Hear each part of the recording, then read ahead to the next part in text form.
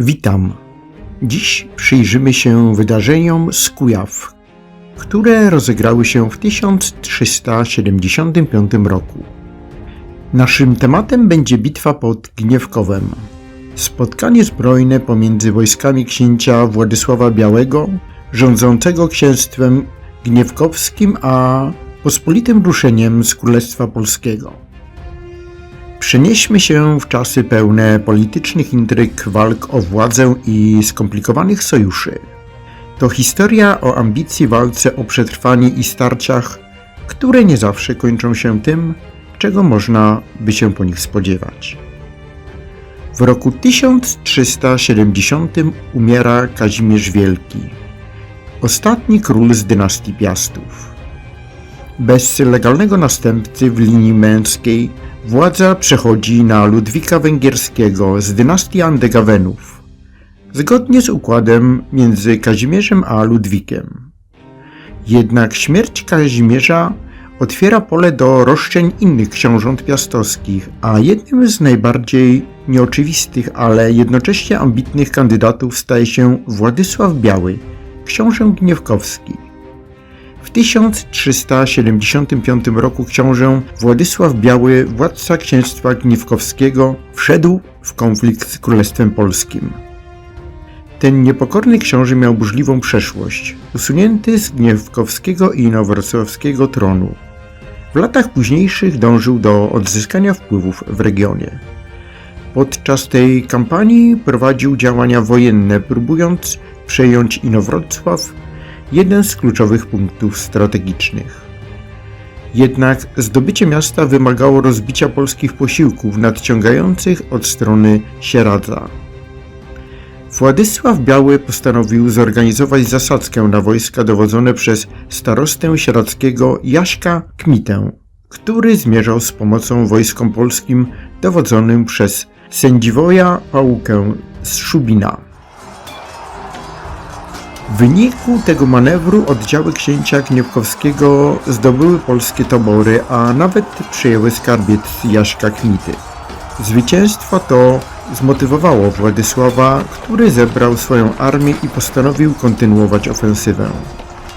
Warto podkreślić, że siły Władysława były dość imponujące jak na średniowieczne warunki regionalne. Dysponował on dobrze wyposażonymi rycerzami zarówno z Burgundii, jak i z samego księstwa gniewkowskiego. Szacuje się, że jego armia mogła liczyć około 2-3 tysięcy ludzi. To spore zgrupowanie składające się ze zbrojnych, miejskich oraz miejscowych kmieci, którzy stanowili wartościowe uzupełnienie jego wojsk. Przenieśmy się teraz do Gniewkowa do 1375 roku. Oddziały polskie i siły księcia Władysława spotkały się w pobliżu miejscowości Wierzchołowice i Wielowieś. Szacuje się, że w bitwie mogło uczestniczyć nawet około 10 tysięcy zbrojnych.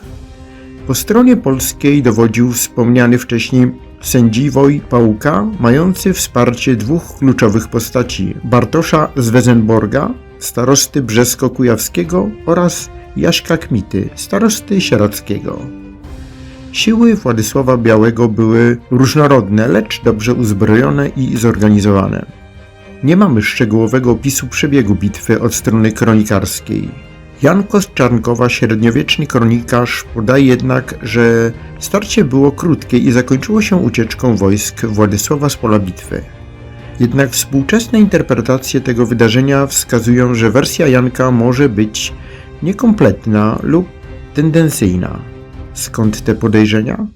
Po pierwsze, brak szczegółów u Janka z Czarnkowa sugeruje, że mógł on celowo pominąć elementy, które byłyby niewygodne z politycznego punktu widzenia, tak jakby relacja miała umocnić andegaweńską propagandę, według której polska strona miała bezapelacyjnie zwyciężyć.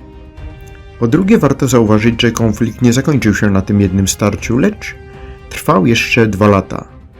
To mogłoby wskazywać, że bitwa była bardziej wyrównana, a Władysław Biały wciąż miał środki i determinację do prowadzenia dalszych działań ofensywnych.